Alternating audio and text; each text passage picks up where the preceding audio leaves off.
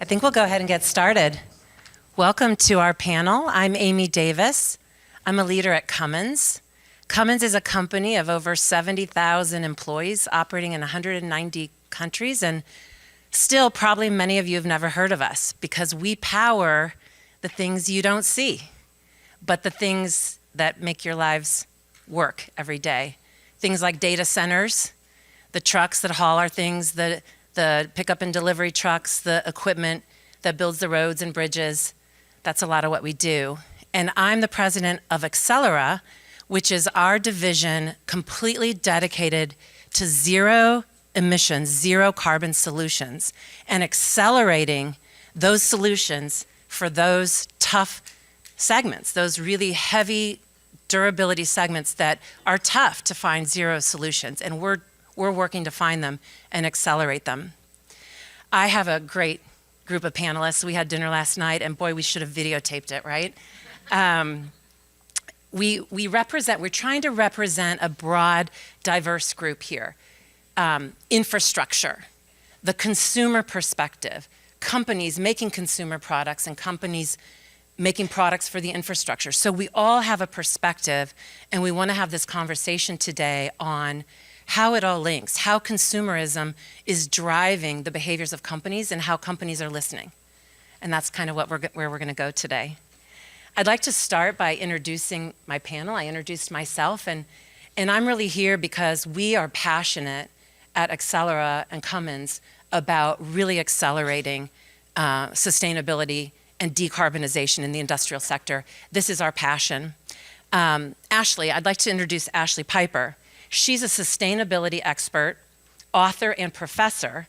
She's educating and empowering individuals to shrink their carbon footprint and help brands bridge the gaps and be accountable. Ashley, please tell us why you're here and what brings your passion to sustainability. Yeah, thanks, Amy. Is this on? I don't know. Can y'all hear me? Yep. Okay. I also can project a lot. Old theater kid, you know what I'm saying? So, woo! Yeah, I'm really excited to be here, and oh my gosh, what an incredible audience. As Amy said in that beautiful intro, I'm Ashley Piper. My main focus is individual behaviors and what we can individually do around climate change and kind of empowering and reconnecting individuals to their power, especially when it comes to talking with industry and big corporations and things like that.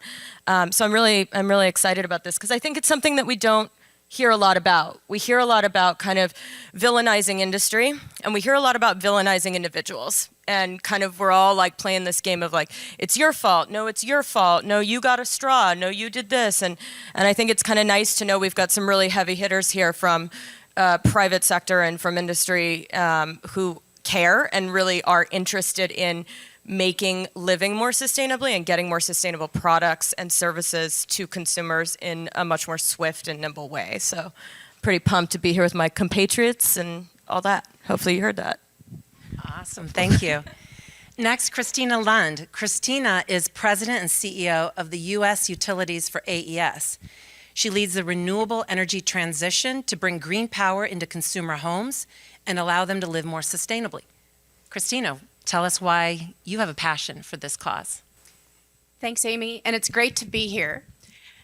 AES, if you haven't heard of us, is an international electric power company, and we are really unusual because we are longtime advocates for sustainability, and also we're leaders in innovation. And so I'm so happy to be here to share the story around how the power industry is going sustainable very, very quickly because of customer demands and new technologies. And as we then decarbonize other sectors, the power industry is really going to grow and play a critical role in how we get to a net zero economy. Thanks, Christina. And Mark Newton. Mark's had a lot of interesting roles of sustainability in different companies, but today he's the head of corporate sustainability for Samsung, weaving together sustainable corporate practices from materials, packaging, operational, and human perspective, answering consumer demands and giving them sustainable options that they can feel good about. Mark, tell us what brings you here today. I'm just stoked to be here. I actually live in Austin, so it's nice to be able to just drive down here and be part of this. You know, I've been working inside huge companies, brands you've all heard about for my whole career. And it's been a fantastic opportunity really to be an insider. I've been accused of being an institutional irritant, which I take pride in. But, you know, to be serious, the thing I'm most passionate about is to help companies really understand this idea of sustainability and how to integrate it into the business and decision-making process. I think about it, my background is in chemistry, I'm very analytical. I think about it much less in terms of the social and environmental classical definition of sustainability, but more about externalities, about things that we're not monetizing, things that are not on the balance sheet, and helping our senior leaders across the company have that information in front of them so they can make better decisions. And, you know, frankly, if you have that information in front of you and you're making better decisions, you're going to be in business longer, which is another definition of sustainability. So I'm very passionate about the work I do inside, and I'm excited to share some of that with you all. Wonderful. Thank you, all of you. You can tell we have some very different perspectives here that hopefully will come together in an interesting way. I'd like Ashley to start. For those of you who didn't click on any of her bio, she's really done some interesting advocacy for consumer behavior and this concept that a lot of small actions, if you add them up, can make a huge difference, both for the global climate, but also for how corporations behave. So my question, Ashley, for you is, how do you see really all those small things adding up? You know, how do people really believe that one little tiny thing makes that big of a difference? Yeah, that's a big question, you know. How many of y'all, just a show of hands, feel somewhat apathetic about your individual role in combating climate change? Oh, wow. Usually when I ask that question, I get like a gajillion hands up. So some of y'all really holding back here today. Well, I think it's kind of ideologically important to imbue into people that they are powerful, even if it's kind of a fake it till you make it type of thing around sustainability, because around 67% of us, though I think that's a pretty conservative estimate, suffer from what they call climate anxiety. And if you're in Gen Z or you're anywhere younger than 24, you know, like me, just kidding, you're going to be impacted significantly more by climate anxiety. So I think just ideologically, attitudinally, it's really good to help people to reconnect with this idea that they are individually powerful. But we also have really concrete data that shows that individual actions are powerful, one, because they're extremely influential. We know that when you do something, when you have a behavior you're enthusiastic about, if it's a sustainable behavior or if it's, you know, a health behavior, you're very likely to influence people 3 degrees separated from your direct contact and network. That's incredibly infectious, for lack of a better term. So what we do individually, other people see it, and it has the power to be incredibly influential, which is important to remember, and empowering in and of itself. And then third, we have a lot of data that shows that individual actions roll up to become collective movements, and that those collective movements drive industry, they drive global behaviors, they drive government policy regulations.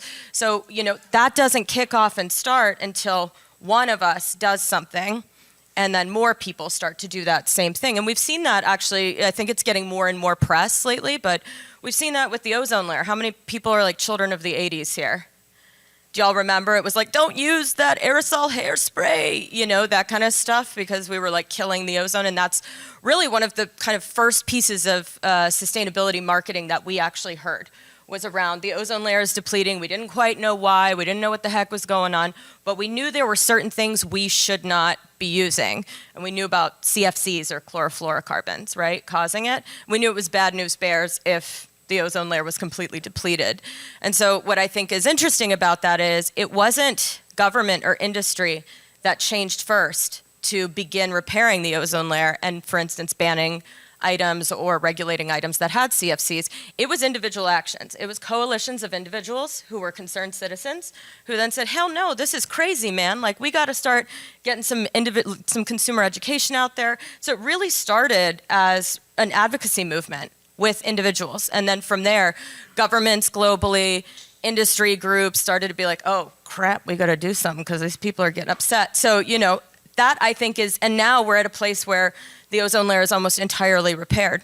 it's almost entirely healed itself because we've limited pretty significantly those CFCs. So that, yeah, I like that snaps for the ozone, you know what I'm saying? What up? So I think that is a huge freaking testament to what individuals can do. We see it even with like straws as well. I know I'm going a little off the rails here, but like how many of y'all in areas where you live had legislation or some kind of piece of, I don't know, like policy on a recent ballot that was about banning plastic straws?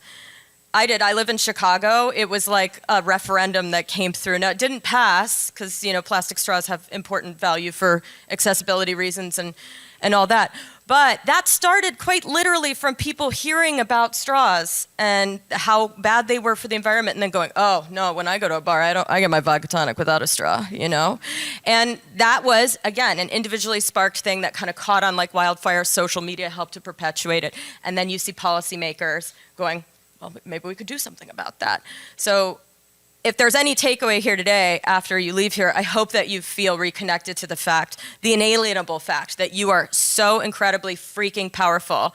And I say that every time I give a talk because I think as individuals we are fed the narrative that we are completely powerless in the fight to save the planet. And if that's the case and we want to believe that, then we all really screwed, you know. Get the Zoloft and the bath bombs because it's over, you know. So that was my long-winded way of saying like I really believe in the power of the individual, not just from an ideological kind of it feels good perspective, but from a scientific like it works when we all kind of have a complementary movement and do things together perspective. Oh, that's awesome. Thank you. So straws is, you know, there's a lot of examples, small examples like that, but I'd like to flip it to Mark, right, who makes a lot of consumer products, big, large-scale consumer products. So how do you listen? How does your product development teams, how does your company listen to the voice of the consumer from a sustainability perspective? I'm glad you came to me second because I really want to riff on what Ashley was talking about. You know, this idea of everyday changes, right, and having a meaningful impact is something that we've really rallied around at our company because of the insights work that we've done. And you're absolutely right. You know, these intractable issues are just overwhelming for individuals, for any one company, for any one sector, even for individual governments. And so, you know, for us, we really think about trying to break it down and help our consumers, help our other stakeholders understand that the small actions really matter. Now, of course, you have to connect the dots to the meaningful impact. You can't just talk about the small actions. At the same time, you can't just talk about the meaningful impact without being specific about some of the things that you're trying to move forward. So that's why it's really important to have goals that are meaningful and then have ways to be able to communicate to your consumers the things that you're doing that add up to them. So, for example, you know, we have some very aggressive net zero commitments for all of our, and for those that understand Samsung, it's a huge company with many different product categories, not just cell phones, you know, home appliances, consumer electronics, and in many cases, we're actually building the parts that go into those products with our big semiconductor division, displays, many others. So we're extremely vertically integrated. And there's lots of opportunity for us to be able to focus on individual actions that can ladder up to some of these big things. So for our net zero commitment, for instance, our entire business that's focused on consumer electronics, home appliances, and mobile products, we've made a commitment to be net zero by 2030 in all of our owned operations. And like I said, we're very vertically integrated. Most of our impacts are actually all internal, not supplier related. Most companies that are in our sector are actually outsourcing a lot of their manufacturing. So a lot of this work that we're doing in these commitments are focused on the work that we do. On circularity, we're talking about getting recycled material back into all of our products. So by 2030, we're going to have recycled content in half of all the plastics that we use, and by 2050, in all the plastics that we use. And we have even more aggressive targets for our mobile business. Our mobile business is actually focused on eliminating plastics in packaging entirely by 2025, single-use plastics. This is a big challenge for some of our other product categories where we're shipping large boxes with, cushions. And so there's innovation teams across the entire company that are focused on solving these bigger problems. But we're starting with the things we know how to do. Integrating plastics into or recycled content into all the plastics that we have in mobile. We have an accelerated timeline for that to 2025. And then also standby power. We've got these chargers that are hanging in everybody's wall outlets and getting those to 0 by 2025. And then finally, running our operations in a manner which is responsible. So making sure that we have 0 waste to landfill in all of our mobile operations by 2025 and all of our consumer electronics operations by 2030. So these are very aggressive targets. We're also focused on renewable energy. And these are all things that our consumers have told us are important to them. So here in the United States, we run all of our operations on renewable energy. The same with Europe and China, and we're expanding to all of our overseas operations by 2027 to be powered renewably. So these are all things, not trying to lay out a brag sheet for the company as much as just give you a sense of how comprehensive these actions are and how widespread they have to be in order for them to have a real impact on the company. Thank you. I'd also like to just give an example from my perspective with Accelera and the work we do to electrify vehicles. People are ordering a lot of things online and wanting it home, and so there's now a lot of delivery, and consumers are actually making the voice to have that electric truck deliver their goods, and that's mattering. And it takes that because these people who are making trucks and everything, it's harder actually, and it's more expensive, and it doesn't run as efficiently yet until we really get it going. And so having the consumer pull it and really demand that is causing companies like Amazon and others to work with us to say, we want electric vehicles, help us get them faster. So the consumer voice matters, even a step away from a consumer product. And even one farther step away is what Christina does. Christina, do you want to comment on how your company on the utility side is listening to consumers? Absolutely. So we serve in Indiana and Ohio 1 million customers between the two states. And it is clear, no matter how you slice and dice the data, that our customers want renewable energy. But they also want energy when they need it, and they want it at a good price.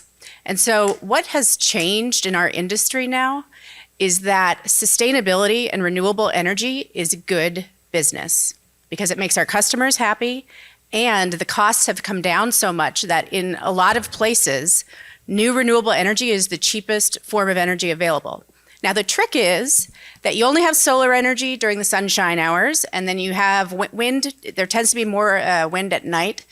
And so what we have to do is mix together all the different sources of energy to make sure that we can supply our customers' needs when they need it. My husband and I have 2 boys, and there's nothing worse than when the power goes out and the internet goes down, and then the Xbox turns off. So we all know that we need energy when we want it. And so really what's happening is that because it's a good cost, because our customers want it, it's becoming a no-brainer kind of a situation. And that's what I think is very, very powerful. If we're not having people need to make tougher choices, if we can have the sustainability plus the reliability and affordability, we should do that all day long.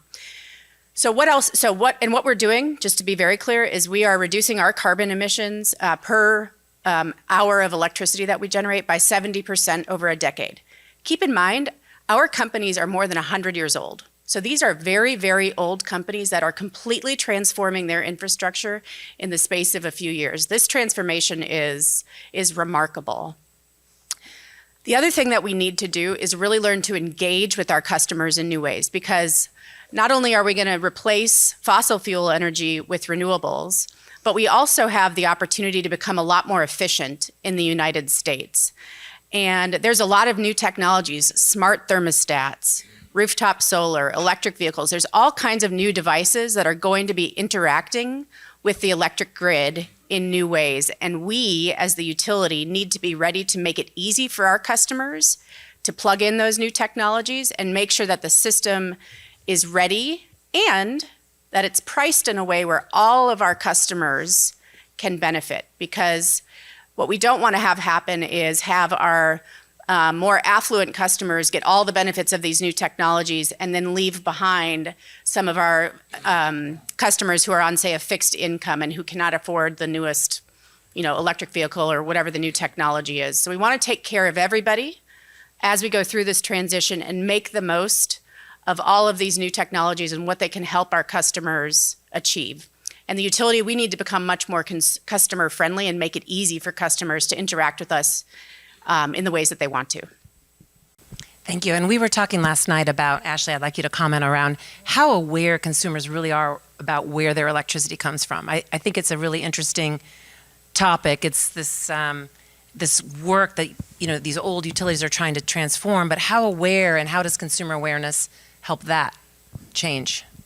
Well, I mean, as far as like where we get our power from, I mean, how many of y'all actually know, like how many of y'all were even given an option? If you're a renter in a place, usually you're just told by the landlord, oh yeah, call ComEd or whatever the power provider du jour is, right?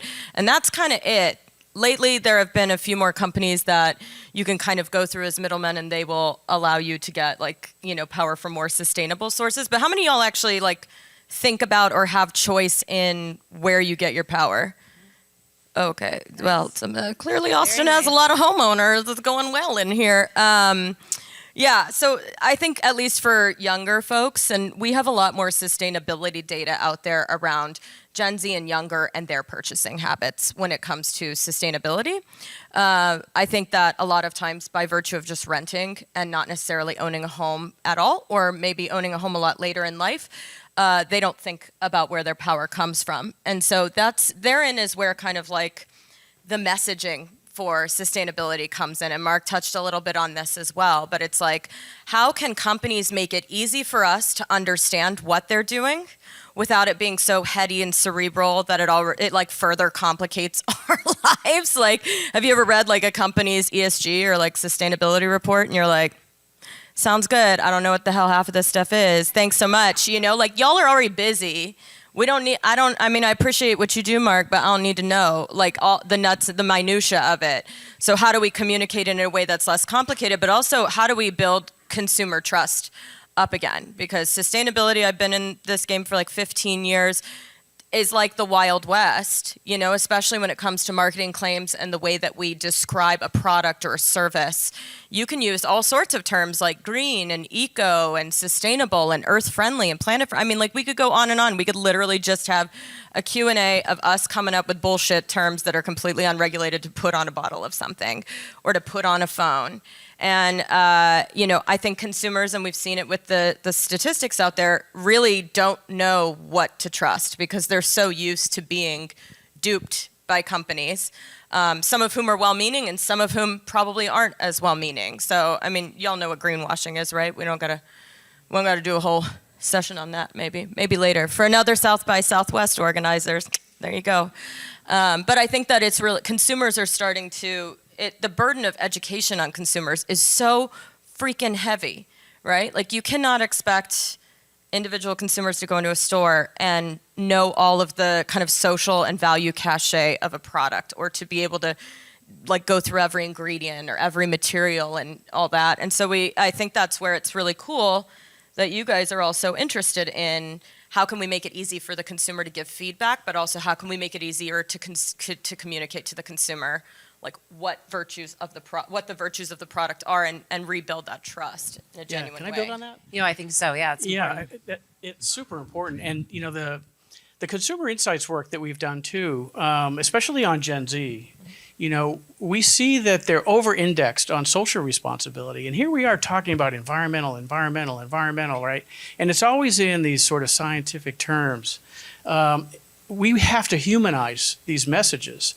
And the one thing that we're learning in terms of our more effective communication is to talk more about why we're doing some of these things. Not just that we've incorporated 30% recycled content in earbuds, but what's the story behind that? Why are we doing that? For instance, we're able to source ocean plastic for some of these applications. There's a much bigger story that's there that's much more interesting than just the amount of recycled content that's in there. And so these are the kinds of things that I think are really important to really explain not just what we're doing, but why we're doing it. Yeah, so this topic of consumer education has transformed some industries, I think both of your industries. So it might be interesting just to talk about how that's reflecting now in the products you're developing and how you're informing customers real time, right? And we're doing this too in our space in terms of helping people understand how much carbon at any moment that they're actually consuming. Yeah. Oh, well, so we have got this great, it's an app, really. So one of Samsung's companies is called Smart Things. And, information is power. And so we have enabled all of our devices, the TVs, home appliances, and with the capability to be connected way before the protocols were even finalized and we all had these hubs in our homes. So now we've got all these products that are spitting out data all the time. And so one of the cool things that we've been able to enable fairly recently is this idea called Smart Things Energy. So it's an app on your phone, and you can literally connect to see how much power you're drawing. And you find out a lot of information about like what's drawing the most power.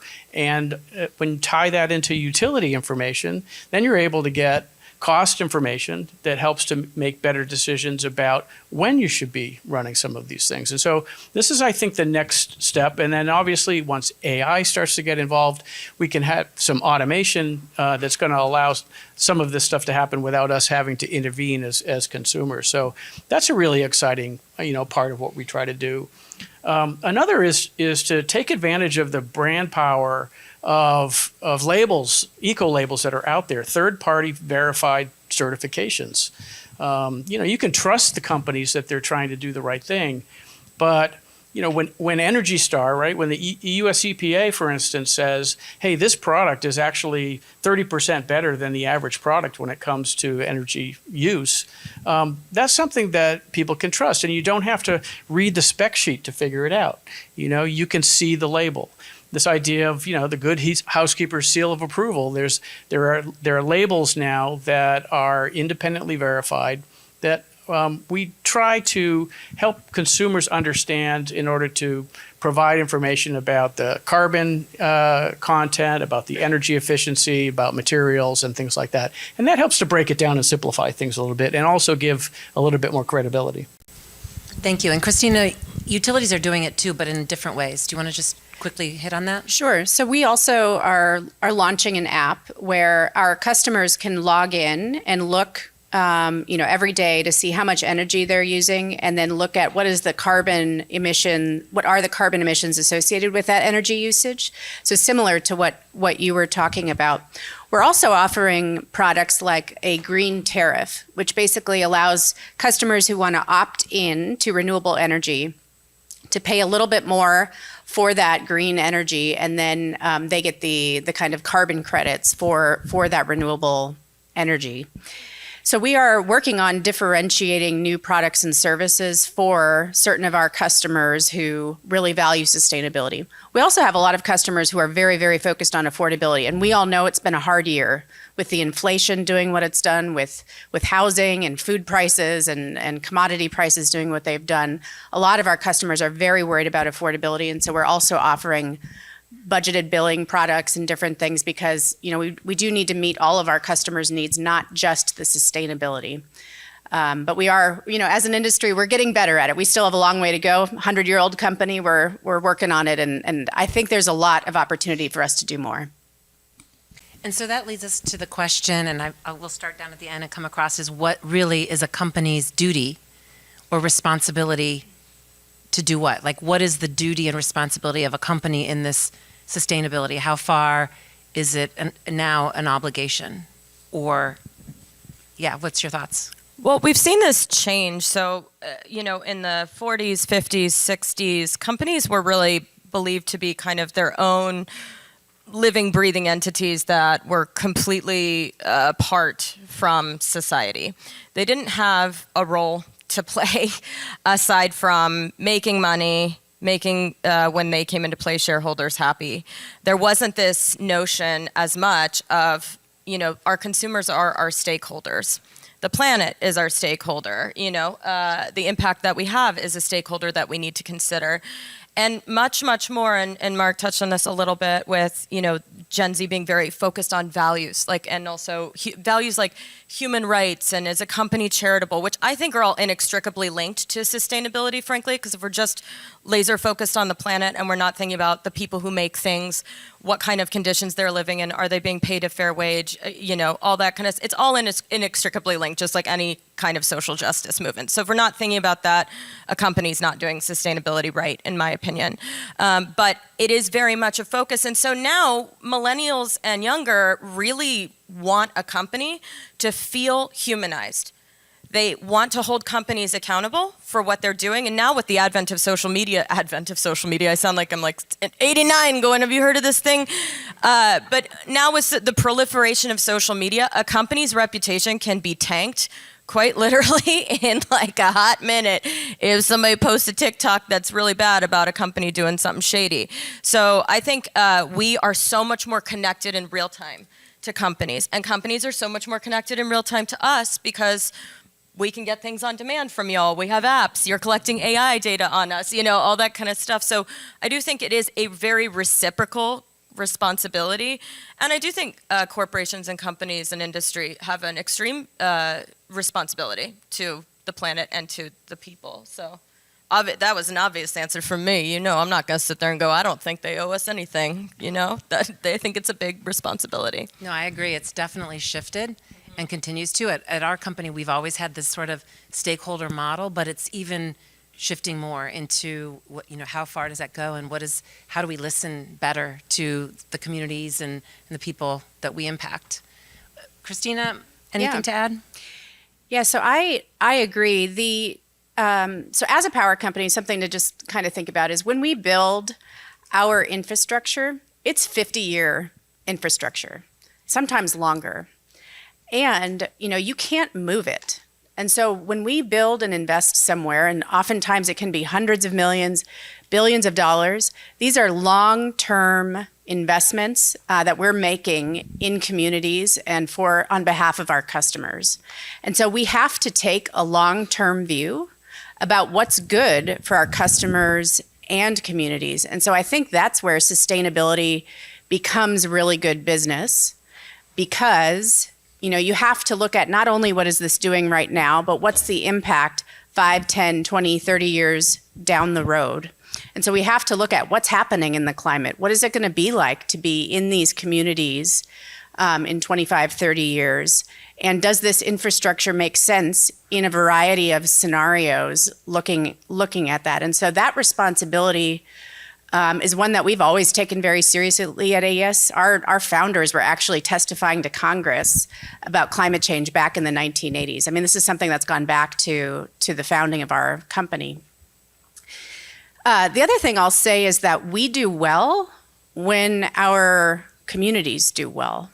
So, as a community grows and prospers, our company benefits from that. And so our interests are really aligned in making sure that communities are getting stronger as we go through this energy transition. And so we got to think very creatively about, parts of cities that have been underserved and what can we do to help bring those along, or similarly, communities like rural Southwest Indiana that have been fossil fuel based for decades. What are we going to do to bring those communities along as we transition away from the coal and natural gas? I think there's a real opportunity for us to be leaders and be thoughtful about how we can make the most of what is a really transformational change in our economy across all industries. And we really need our customers to understand the importance of this and support us as we go through this, because it's not an obvious transition. We need all the creativity and input that we can get. Thank you. Mark, anything to add? Yeah, just that,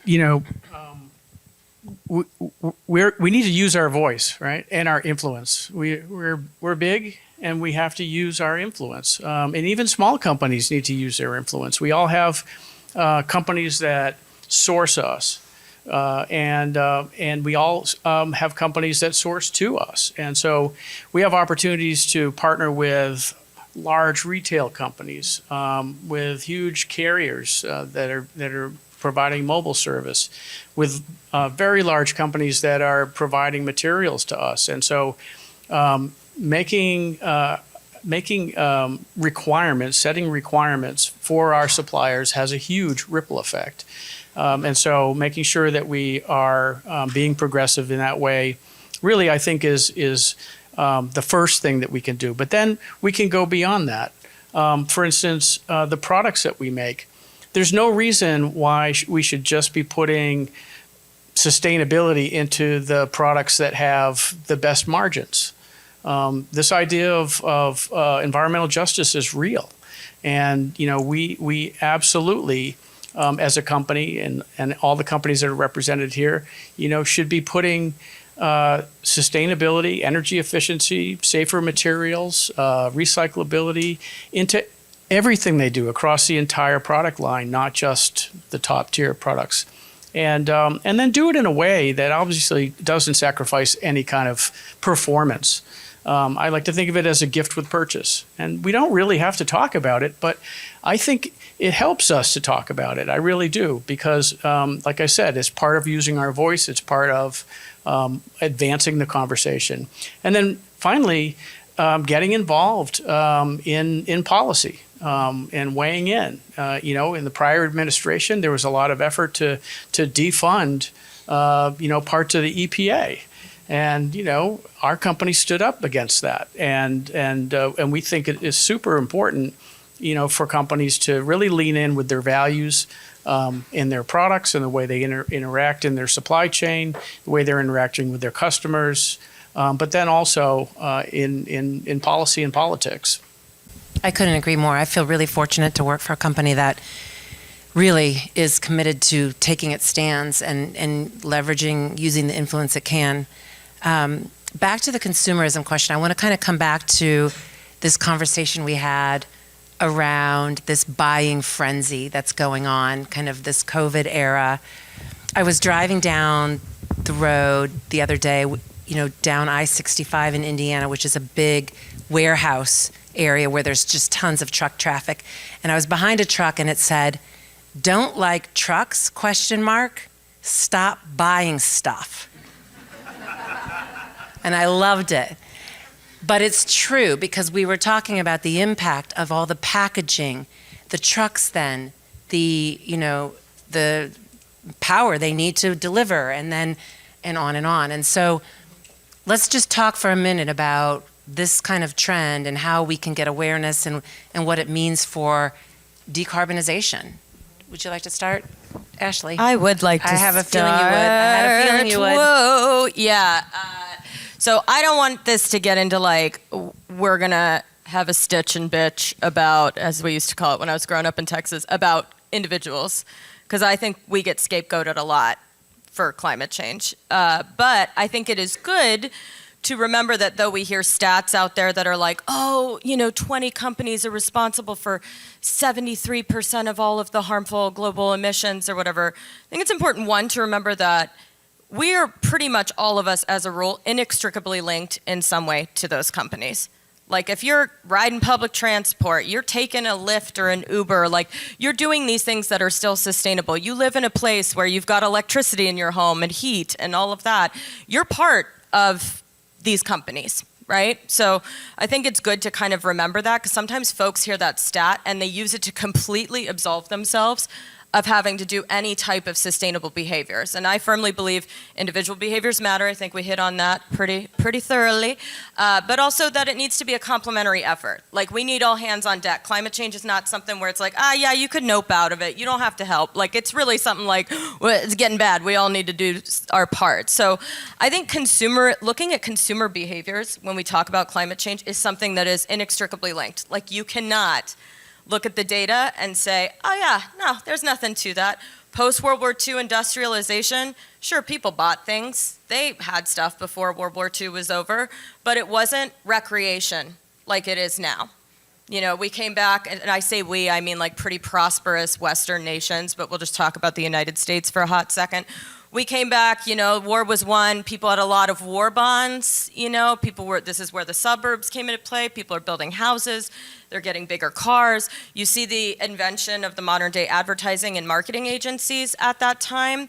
And we have all these factories that were making weapons of war. Now we're like, well, what do we do with all this infrastructure? We're going to make convenience items that people have never had before, like dishwashers and television. Well, not television, but you know what I'm saying. Like all of these things that people like my 109-year-old grandmother would have never dreamt of having a dishwasher, like something that did that for her, or a washing machine at that time. So we started to make bigger, better, more convenience items things for people. Then we had agencies that would advertise those things to people. And so it created a significant demand. And we all, like people at the time, really rose to that challenge. And so consumerism became patriotic in the United States and in prosperous Western nations. And we see such a heavy spike in the production of things as well as the demand of things from the consumer level. We see the attendant global emissions that are harmful during that time. And that's just gone up. That's not something that we've like, kind of gotten our arms around or whatever. Hell no, it just keeps going up. So there is an absolute dovetail between what we buy, how we buy, and how those behaviors change over time and increase over time, and the demand that's created in industry. So I have this challenge that I created called No New Things, and for a year I lived without buying anything new. I mean, I bought like groceries and underwear and stuff like that new, but like everything else that was kind of more of like a clothing or a home or a supply type of item, I bought nothing new. And through that, I found so many interesting things out about myself. I found that I bought things not because I needed them, but because I was feeling some kind of way. And there's a lot of data, especially around women and female identifying people and shopping habits. And that like high key, like 99% of our purchases are not because we need a thing. It's because we're feeling a kind of way, or we're tired, or we're hungry, or we're sad, or we have a hot date, or we're excited. Like whatever it is, we're buying for completely different reasons, and marketers and advertisers know this.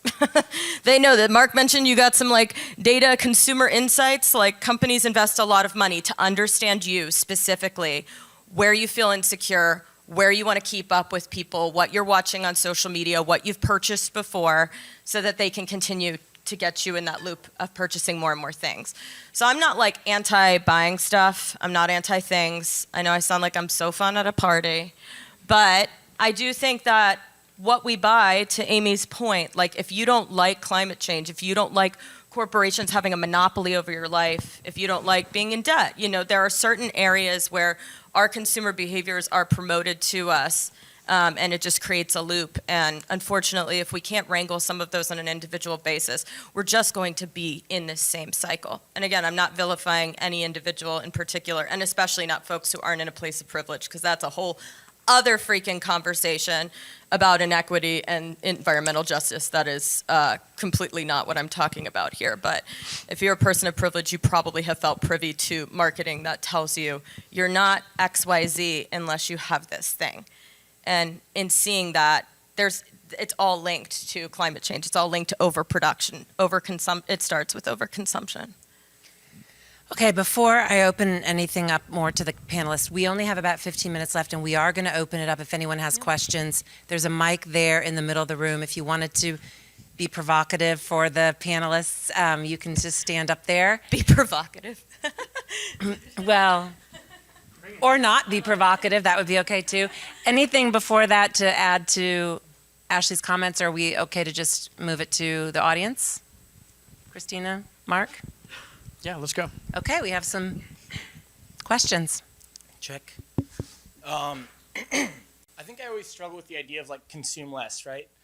I mean, infrastructure, energy, like we need those things. And so it's so important and I appreciate the work absolutely. And like reducing, how much we consume and efficiency, it's so important.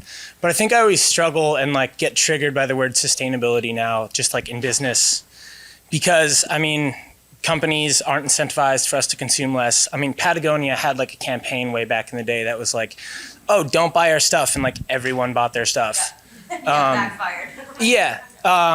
And so I guess how do we get companies to, the point of a business is to maximize shareholder wealth, right? And so like, how do we get businesses to sacrifice those things and like, maybe not like make as much. So like people can't buy as much. There's just like all these combating forces that whenever I just like really think about it and like try to give a shit, I just like get super depressed. And I'm like, there's no real way to solve it. I mean, capitalism like doesn't incentivize people to buy less. Capitalism doesn't incentivize, like I need a new phone every 2 years. And that's like me trying to like not consume as much. And so I guess, yeah, how do we like get companies to actually maybe like sacrifice a little bit of like whether it's profits or whatnot and like actually maybe believe that they do care? It's a dope question. I'm going to volley it over to my company peeps. Yeah, no, I'll jump into that one. I love it. I don't have the answer to that, but I have an idea, and I think more and more companies are thinking about this idea. So product as a service. If the same companies that are making the products are also offering a service, then there are all the right incentives to build that product in a way that's sustainable so that, because if you think about it, the company that's providing the product, they don't really want to get that product back. They want to keep it with you as long as possible because they're paying for you now to have, instead of a TV in your room, the most awesome content that you could imagine coming into your home. And they're not just making something and throwing it over the wall to you that you now have to throw away at some point and recycle if you're doing the right thing. But with this idea of product as a service, the incentive for the company is, you get these economics up and downs, right? But you've got now a customer that's locked in over the long term. So it essentially creates a lot less volatility and surety from the balance standpoint for the company. And so that's a great incentive. In terms of the product itself, you want to make it so that it could be easily upgraded, right, without actually having to take the product back. So software updates, modular updates, things like that. When you do take the product back, you don't want to have something coming back to you that you can't use or that has absolutely no value. So you're designing it in a way that can be easily taken apart, can be easily refurbished, can be easily remarketed. The seminal example of that is interface carpet. And, we've all heard, many of us have heard that example, and it revolutionized the carpet industry. Essentially, instead of selling carpet, Ray Anderson said, let's sell carpeted floors, and essentially contracted their big customers and got that carpet back. And then the next thing was like, oh, wow, we're getting all this carpet back, but what are we going to do with it? So they started designing the carpet in a way where it could actually be reformulated and put back into the new product. So, and then came carpet squares and all these other innovations, right? So I think that there's a great example there that could be used for a number of different product types. You're already seeing it in the cell phone industry. I mean, most people don't own their phone. They have a service, and the phone comes with it, with an added charge, and you got a new phone. That phone comes back. It comes back pretty quickly to the service provider, and they do that on purpose so that it can be remarketed and reused, so that it's not so old it can't be used anymore, it just has to be scrapped. So those are the kinds of things. Another thing is repair. So repair is huge. If you look at the life cycle of a mobile product, 80% of the embedded carbon across the life cycle is associated with manufacturing that product. If you simply use that product for another 3 years, you can save as much as 32 times the greenhouse gas impact of just recycling that phone. The EPA's done the analysis. So it's significant, extending the life of it, because you're avoiding the manufacture of another product. And you talked earlier about how, like in the old days, people fixed stuff. And we don't really do that anymore. We throw away stuff. And so I think repair is really important. And so like one of the things we're trying to do is make repair as easy as purchasing a product, make it widely accessible, and even now started self-repair options for certain types of products. So I think that's a really big thing too. And then you don't necessarily have to buy a brand new thing. You can buy a refurbished product. For instance, we've got certified renewed products that are just one generation off the brand new product that comes at a significant discount. It's completely refurbished. It comes with the exact same warranty of a brand new product. And at a price point where you get people into a flagship device that would be normally buying track phones or something like that. So I think that there are some really good examples. But I think personally, going back to the first one, I think it's the service economy that's really going to drive a lot of the right behaviors. But the key is that the manufacturers are doing the service. Because if they're just throwing products over the wall to a service provider, then they don't have the incentive either, right, to do the right things in terms of design. So it all has to be integrated. And I think that's a big way forward for that. It's a great question. Thank you. Yeah, it is. Thank you very much. Please. I also had a question on overconsumption, but you answered part of it. I think the way to reduce consumption is to realize that there are huge business opportunity to encourage that. There are business models, there are services, there is to stop program obsolescence of like our mobile phone. There are lots of ways to make it a competitive advantage to help people consume less. So I'm looking forward to see more initiative in that sense. The question I wanted to ask was about the necessary systemic approach to actually, make progress. And here I know it's a climate track, so we focus a lot on carbon emission, but that's actually the big danger now, is that we focus so much on carbon emission that we don't look at the externalities of that. Renewable energy, great, but the next ecological disaster is going to be mining for the rare metals that are necessary for this. So how do your company address this in a systematic way? Yeah, I will take a start at that. And then, Christine, if you'd like to jump in. I mean, I think you're exactly right that now as we're looking at electrification for these big industry transformations, so if you think about trucking or you think about mobility in general, or you think about, it all starts with the renewables and moves from there all the way to the consumer. So, we are taking an approach, and a lot of industry is, and private companies it is a sequence of partnerships that has to make it happen. It can't be a sole actor, actually. And so what you're starting to see in the electrification movement, at least in terms of mobility, is a holistic partnership with the utilities, with the companies that actually can make the equipment and do the innovation of that technology, all the way back to the mines and where the minerals come from, and designing for recyclability and designing for that. So now I think there's a real shift, because there's a realization that it's not going to happen otherwise. And so it's these kind of partnerships that are really starting and taking off. Did you want to add anything, Christine? Yeah, I agree with that, and I do think it's going to take some time to diversify the supply chains and these, the sourcing of these rare earth materials, as you're talking about. So it's definitely something that the industry is taking seriously and taking real action on, making sure that we can access these in ways that are responsible. But it does take some time. The other thing that I would mention is the rate of innovation in these kinds of technologies is really fast. Mm-hmm. And so my guess is that we're going to find other materials, say a substitute for lithium, for example. We'll find some sort of substitute for lithium that can also be used in batteries. And I think there's going to be a lot of innovation around the materials and different types of technologies that can go into these products. Yeah, it's happening now. I mean, they're looking at sodium and other technologies. I know we only have a few more minutes. We have 3 more folks that would like to. Thank you so much for the question, and maybe we can try to get all 3 of these in. I'm not sure, but Thank you. I'm so looking to other countries, other regions of the world.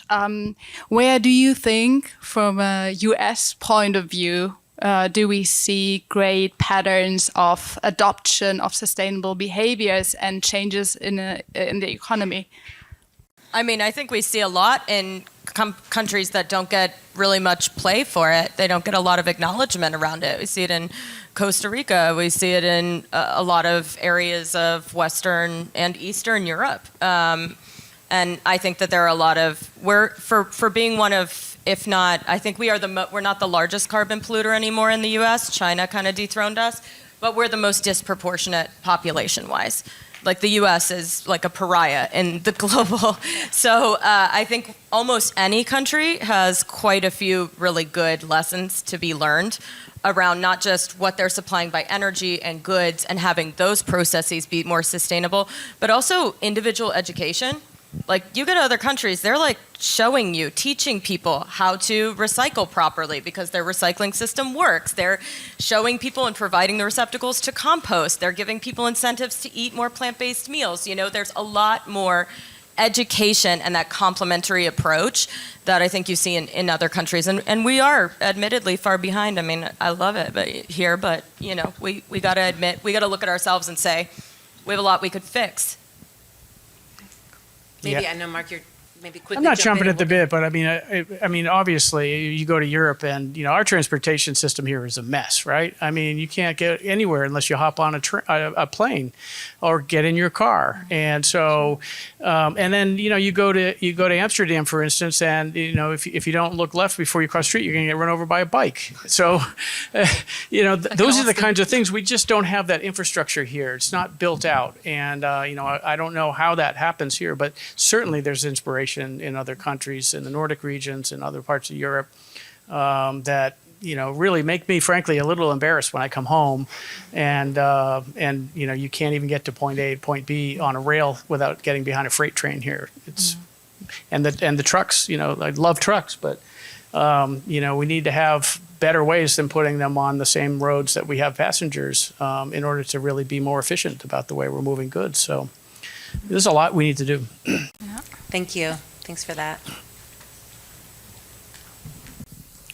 Hi, thank you very much to the panel, who are clearly very knowledgeable about these issues. I work at the Department of Energy, the U.S. Department of Energy, and have worked on these issues for my entire career. I worked on the launch of the Global Compact, the UN Global Compact on Corporate Social Responsibility, which Samsung just joined last year. I work on building energy efficiency specifically. And so my question is that I've also worked on green products. And so my question has to do with decisions that consumers make, because there's a long history of surveys that people prefer green products when everything else is equal. But that doesn't and hasn't translated into moving the market. And in my work, it's very clear that it's hard to educate consumers so they understand where their energy comes from and the ramifications to their decisions. How can you make consumer decisions much, much easier and more automatic, instead of a consumer having to get educated and steeped in these issues, which is never going to happen at scale? Because scale is the holy grail, and I've been hearing this stuff for decades, and we have tinkered around the margins. So as somebody who just bought, for example, an induction stove from Samsung, I also have cell phones from Samsung, just for So whatever if it's you worth. waited a little bit, you could have gotten the Inflation Reduction Act rebate for that. So my colleagues are working on those rebates, so I'm very familiar with that. Thank you for your service. Yeah. They'll be out in about a year. But so I think having an automated approach to consumer decisions where they don't have to do research, they don't have to know a lot before they go in the store. When I bought that product, it's because I did the research, I knew about it. Most people don't. So how can Samsung do a better job of making it easier for consumers to buy your green products, since your company is trying to make as much money as it humanly can? That's just the nature of its business. And as a utility, how can you make your consumer's choice easier to get green energy in perpetuity, because they don't know generally. We have to assume ignorance, not assume 100% knowledge. Thank you. I really appreciate that. And I think, unfortunately, we are out of time. Let's talk after. Let's talk after. We have a cocktail hour that we're sponsoring this evening on the Moon Tower Hall foyer, where your panelists will be if you want to have some follow-up conversations. I think if there's anything I hope you took from this, it's really that consumer actions matter. Corporations are listening. It takes a partnership, and we have more to do. So thank you all for attending.